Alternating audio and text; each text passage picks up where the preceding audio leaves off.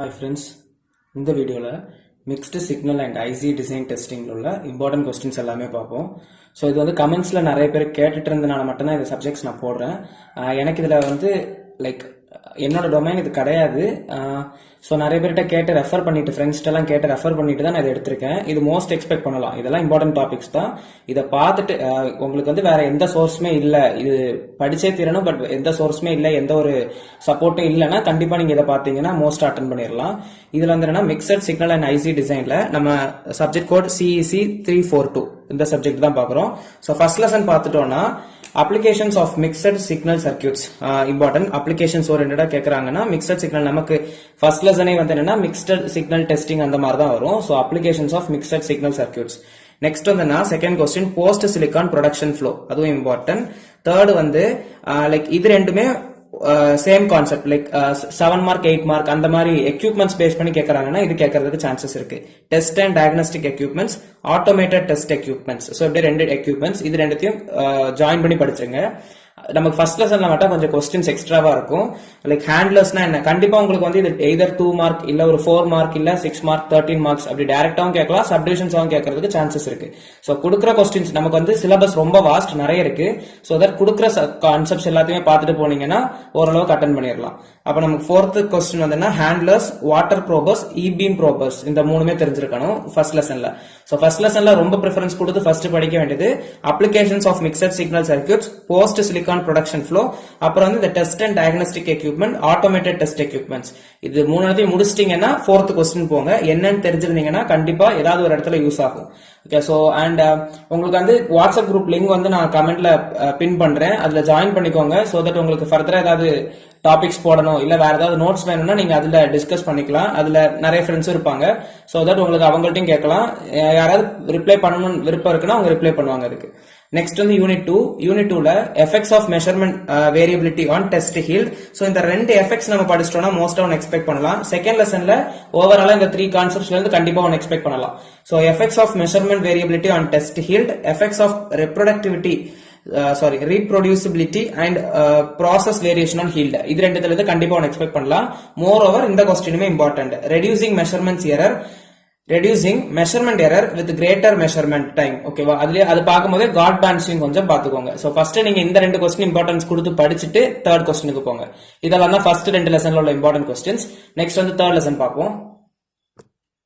So third lesson பொறுத்த வரைக்கும் நிறைய இருக்கு. ஸோ தேர்ட் லெசனும் ஃபோர்த் லெசன்லயும் நமக்கு படிக்கக்கூடிய கான்செப்ட்ஸ் லிங்க் பண்ணி படிச்சீங்கன்னா ஈஸியா இருக்கும். தேர்ட் லெசன்ல வந்து DAC டெஸ்டிங், அதாவது digital to analog conversion testing, இங்க வந்து analog to digital conversion technique அப்படியே கொஞ்சம் லிங்க் பண்ணி வரும். ஓவராலா பாத்துட்டீங்கன்னா நல்லா இருக்கும்.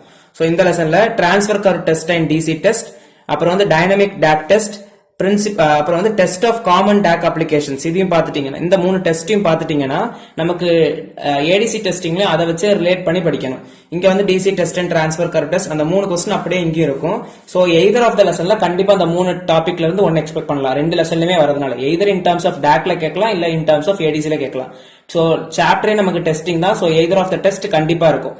எய்தர் ஆஃப் த லெசன்ல கண்டிப்பா இந்த 3 கொஸ்டின் படிச்சீங்கன்னா ஒன்னு அட்டன் பண்ணிடலாம். மோர் ஓவர் நீங்க இந்த லெசன்ல பார்க்கணும்னா principles of DAC and ADC conversion or else comparison of DAC and ADC, கண்டிப்பா இது வந்து எய்தர் ஆஃப் த கொஸ்டின்ல இருக்கும். 2 மார்க் இல்ல 4 மார்க் இல்ல ஒரு 7 மார்க் எதுலயாவது கண்டிப்பா கேட்க வாய்ப்பு இருக்கு இந்த comparison of ADC and DAC.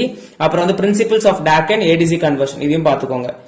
Next வந்து என்னன்னா நம்மளோட ஃபோர்த் யூனிட்ல ஆல்ரெடி நம்ம பார்த்தது மாதிரி இந்த 3 கொஸ்டின் முடிச்சிருக்கணும்.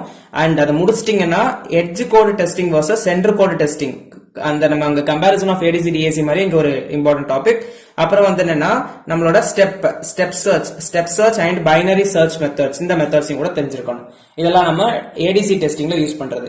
ஓவராலா நிறைய கான்செப்ட்ஸ் இருக்கு. சோ தட் கொஞ்சமாவது கவர் பண்ணாதான் நமக்கு எது வருதுன்றத ஓரளவுக்கு கைட் பண்ணி எடுக்க முடியும்.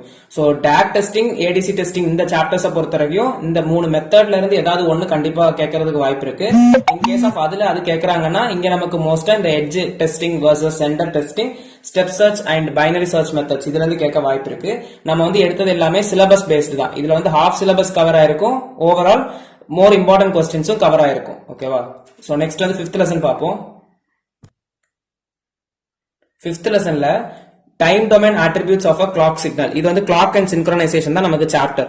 So time domain, frequency domain இது ரெண்டுத்தையும் கண்டிப்பா ஃபர்ஸ்ட் முடிச்சிடணும். மோர் ப்ரிஃபரன்ஸ் கொடுத்து இது ரெண்டுத்தையும் முடிச்சிடணும்.